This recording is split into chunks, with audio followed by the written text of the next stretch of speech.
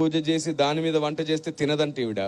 అదే నిజమైతే రైతు భూమి పూజ చేసే వరి పండిస్తున్నప్పుడు నువ్వేం తినకూడదు? మరి తినేస్తున్నావే. షాపుల్లోంచి నువ్వు బ్యాగులు తీసుకొచ్చినప్పుడు దాని మీద ఎవరి ఫోటోలు ఉంటున్నాయి? వారి ఇష్టదైవం ఫోటోలే ఉంటున్నాయి. మరి ఎలా తెచ్చుకుంటున్నావు? ఉదయం నువ్వు షాపుకి వెళ్ళి 1 కేజీ షుగర్ కావాలని అంటే ఫస్ట్ వాళ్ళు షాప్ తెరిచి ఏం చేస్తారు? తమ ఇష్టదైవానికి మొక్కి షాప్ అంతా తిప్పి మళ్ళీ తర్వాత డబ్బుల పెట్టెలో కూడా ఆ తర్వాతే కదా నీకు ఇస్తున్నారు. ఆ లెక్క ప్రకారం నువ్వు ఏ షాపులో ఏం కొనకూడదుగా. మరి ఎందుకు కొంటున్నావు? చివరికి కటింగ్ షాప్కి వెళ్తే కూడా వాడు పూజ చేయకుండా కట్ చేయట్లేదు. ఎందుకు కట్ చేయించుకుంటున్నావు? ఇలాగే ఆలోచిస్తూ పోతే నువ్వు బస్సు ఎక్కావు. బస్సు ఎక్కగానే ఖచ్చితంగా అతను ఏం చేస్తాడు? అగరొత్తి వెలిగించి పూజ చేసుకుంటాడు.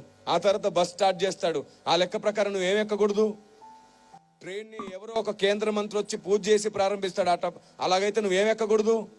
ఇలా ఆలోచిస్తే నువ్వు వేసుకున్న బట్టలు ఏదో ఒక షాప్లో పూజ చేసినాక అమ్మారు. అప్పుడు నువ్వేం వేసుకోకూడదు. చూసారా? ఈ వీచే గాలి ఉంది చూసారు. ఈ గాలిని హైందవ సహోదరులు వాయుదేవుడా అని మొక్కుతారు. అప్పుడు నువ్వు ఏం పీల్చకూడదు. అప్పుడు కదా చచ్చూరుకుంటావు. బుద్ధి లేని లాజిక్లన్నీ పెట్టి క్రైస్తవ్యాన్ని ఇంకా వ్యతిరేకంగా శత్రువులుగా మార్చేస్తారా? సువార్తకి ఇంకా ఆటంకంగా నిలబడతారా? ఇలాగ ఆలోచిస్తే మీకు తెలుసా, మీరు వేసుకునే చెప్పులు, మనం వాడే ఫోన్,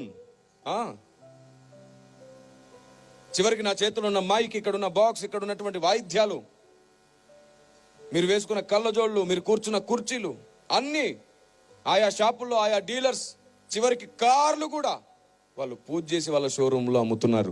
ఆ లెక్క ప్రకారంగా మనం ఏ వస్తువు కొనలేంగా. ఇంకా మీకు బాగా ఇష్టమైన వస్తువు గురించి చెప్పనా? బంగారం. ఏ మార్వాడి అయినా పూజ చేయకుండా బంగారం తయారు చేస్తాడా? ఆలోచించిన ఆశాభంగం తెచ్చి ఇక్కడ పడేయండి.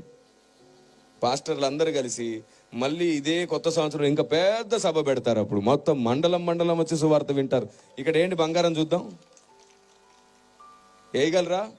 అమ్మో, ఇది నా బంగారం, పూజ చేసిన బంగారంగా. మరి ఇలా ఉంటుంది.